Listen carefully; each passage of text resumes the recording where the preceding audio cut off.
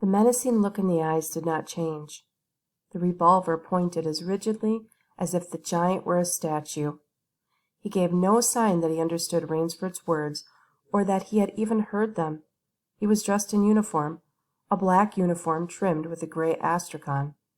"I'm Sanger Rainsford of New York," Rainsford began again. "I fell off a yacht. I am hungry."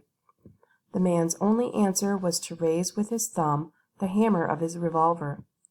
Then Rainsford saw the man's free hand go to his forehead in a military salute, and he saw him click his heels together and stand at attention. Another man was coming down the broad marble steps, an erect, slender man in evening clothes. He advanced to Rainsford and held out his hand. In a cultivated voice, marked by a slight accent that gave it added precision and deliberateness, he said, "It is a very great pleasure and honor to welcome Mr. Sanger Rainsford, the celebrated hunter, to my home." Automatically, Rainsford shook the man's hand. "I've read your books about hunting snow leopards in Tibet, you see," explained the man. "I am General Zaroff." Rainsford's first impression was that the man was singularly handsome. His second was that there was an original, almost bizarre quality about the general's face. He was a tall man past middle age, for his hair was a vivid white, but his thick eyebrows and pointed military mustache were as black as the night from which Rainsford had come. His eyes, too, were black and very bright. He had high cheekbones, a sharp-cut nose, a spare dark face, the face of a man used to giving orders, a face of an aristocrat. Turning to the giant in uniform, the general made a sign. The giant put away his pistol, saluted, withdrew. "Ivan is an incredibly strong fellow," remarked the general, "but he has the misfortune to be deaf and dumb. A simple fellow, but, I'm afraid, like all of his race, a bit of a savage." "Is he Russian?" "He is a Cossack," said the general, and his smile showed red lips and pointed teeth. "So am I." "Come," he said, "we shouldn't be chatting here. We can talk later. Now you want clothes, food, rest. You shall have them. This is a most restful spot." Ivan had reappeared, and the general spoke to him with lips that moved but gave forth no sound. "Follow Ivan, if you please, Mr. Rainsford," said the general. "I was about to have my dinner when you came. I'll wait for you. You'll find that my clothes will fit you, I think."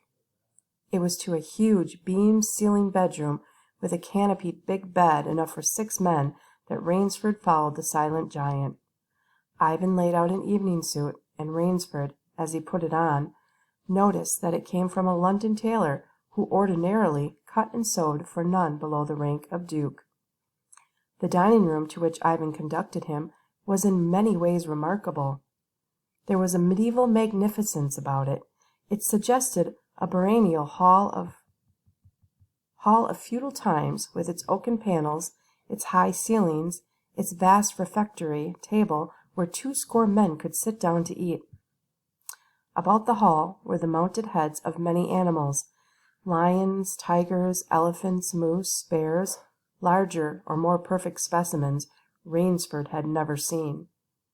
At the great table the general was sitting, alone. "You'll have a cocktail, Mr. Rainsford?" he suggested. The cocktail was surpassingly good, and, Rainsford noted, the table appointment were of the finest, the linen, the crystal, the silver, the china. They were eating borscht, the rich red soup with the whipped cream so dear to Russian palates. Half apologetically, General Zaroff said, "We do our best to preserve the amenities of civilization here. Please forgive any lapses. We are well off the beaten track, you know. Do you think the champagne has suffered from its long ocean trip?" "Not in the least," declared Rainsford. He was finding the general a most thoughtful and affable host, a true cosmopolite. But there was one small trait of the general's that made Rainsford uncomfortable. Whenever he looked up from his plate, he found the general studying him, appraising him narrowly. Perhaps, said General Zaroff, you were surprised that I recognized your name. You see, I read all I read all books on hunting published in English, French, and Russian. I have but one passion in my life, Mr. Rainsford, and it is the hunt.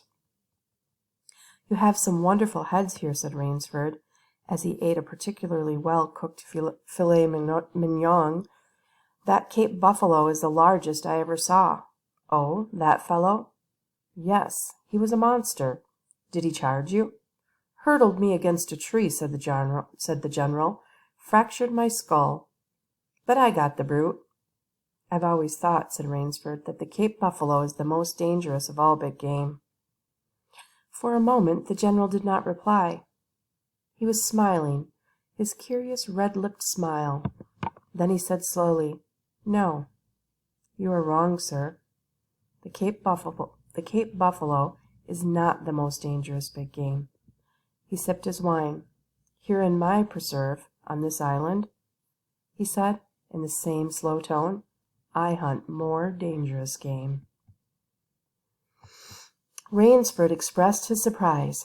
Is there big game on this island? The general nodded. The biggest. Really? Oh, it isn't here naturally, of course. I have to stock the island. What have you imported, General? Rainsford asked. Tigers? The general smiled. No, he said. Hunting tigers ceased to interest me some years ago. I exhausted their possibilities, you see. No thrill left in tigers, no real danger. I live for danger, Mr. Rainsford. The general took from his pocket a gold cigarette case and offered his guest a long black cigarette with a silver tip. It was perfumed and gave off a smell like incense. We will have some capital hunting, you and I, said the general. I shall be most glad to have your society. But what game? Began Rainsford.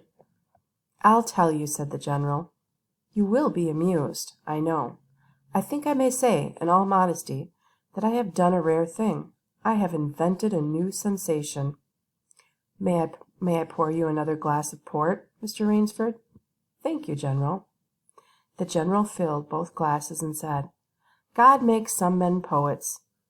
Some he makes kings, some beggars. Me, he made a hunter. My hand was made for the trigger, my father said. He was a very rich man with 250,000 acres in Crimea, and he was an ardent sportsman. When I was only 5 years old, he gave me a little gun, specially made in Moscow for me, to shoot sparrows with. When I shot some of his prize turkeys with it, he did not punish me. He complimented me on my sportsmanship. I killed my first bear in the Caucasus when I was 10. My whole life has been one prolonged hunt. I went into the army, it was expected of noblemen's sons, and for a time commanded a division of Cossack cavalry. But my real interest was always the hunt. I have hunted every kind of game in every land. It would be impossible for me to tell you how many animals I have killed. The general puffed at a cigarette. After the debacle in Russia, I left the country, for it was imprudent for an officer of the Tsar to stay there. Many noble Russians lost everything. I, luckily, had invested heavily in American securities, so I shall never have to open a tea room in Monte Carlo or drive a taxi in Paris. Naturally, I continued to hunt. Grizzlies in the Rockies, crocodiles in the Ganges, rhinoceroses in East Africa. It was in Africa that the Cape buffalo hit me and laid me up for 6 months. As soon as I recovered, I started for the Amazon to hunt jaguars, for I had heard they were unusually cunning. They weren't, the Cossack sighed. They were no match at all for a hunter with his wits about him and a high-powered rifle. I was bitterly disappointed. I was lying in my tent with a splitting headache one night when a terrible thought pushed its way into my mind. Hunting was beginning to bore me. And hunting, remember, had been my life. I have heard that in America, businessmen often go to pieces when they give up the business that has been their life. Yes, that's so, said Rainsford. The general smiled. I had no wish to go to pieces, he said. I must do something. Now, mine is an analytical mind, Mr. Rainsford. Doubtless that is why I enjoy the problems of the chase. No doubt, General Zaroff. So, continued the general, I asked myself why the hunt no longer fascinated me. You are much younger than I am, Mr. Rainsford, and have not hunted as much, but you perhaps can guess the answer. What was it? Simply this. Hunting had ceased to be what you call a sporting proposition. It had become too easy. I always got my quarry, always. There is no greater bore than perfection. The general lit a fresh cigarette. No animal had a chance with me any more. That is no boast. It is a mathematical certainty. The animal had nothing but his legs and his instinct. Instinct is no match for reason. When I thought of this, it was a tragic moment for me, I can tell you. Rainsford leaned across the table, absorbed in what his host was saying. It came to me as an inspiration what I must do, the general went on. And that was? The general smiled, the quiet smile of one who has faced an obstacle and surmounted it with success. I had to invent a new animal to hunt, he said. A new animal? You're joking. Not at all, said the general. I never joke about hunting. I needed a new animal. I found one. So I bought this island, built this house, and here I do my hunting. The island is perfect for my purpose. There are jungles with a maze of trails, and then hills, swamps. But the animal, General Zaroff. Oh, said the general, it supplies me with the most exciting hunting in the world. No other hunting compares with it for an instant. Every day I hunt, and I never grow bored now, for I have a quarry with which I can match my wits. Rainsford's bewilderment showed in his face. I wanted the ideal animal to hunt, explained the general. So I said, what are the attributes of an ideal quarry? And the answer was, of course, it must have courage, cunning, and above all, it must be able to reason. But no animal can reason, objected Rainsford. My dear fellow, said the general, there is one that can. But you can't mean, gasped Rainsford. And why not? I can't believe you are serious, General Zaroff. This is a grisly joke. Why should I not be serious? I am speaking of hunting. Hunting, General Zaroff? What you speak of is murder. The general laughed with entire good nature. He regarded Rainsford quizzically. I refuse to believe that so modern and civilized a young man as you seem to be harbors romantic ideas about the value of human life. Surely your experiences in the war did not make me condone cold-blooded murder, finished Rainsford stiffly. Laughter shook the general. How extraordinarily droll you are, he said. One does not expect nowadays to find a young man of the educated class, even in America, with such a naive and, if I may say, so mid-Victorian point of view. It's like finding a snuff-box in a limousine. Ah, well, doubtless you had Puritan ancestors. So many Americans appear to have had. I'll wager you'll forget your notions when you go hunting with me. You've a genuine new thrill in store for you, Mr. Rainsford.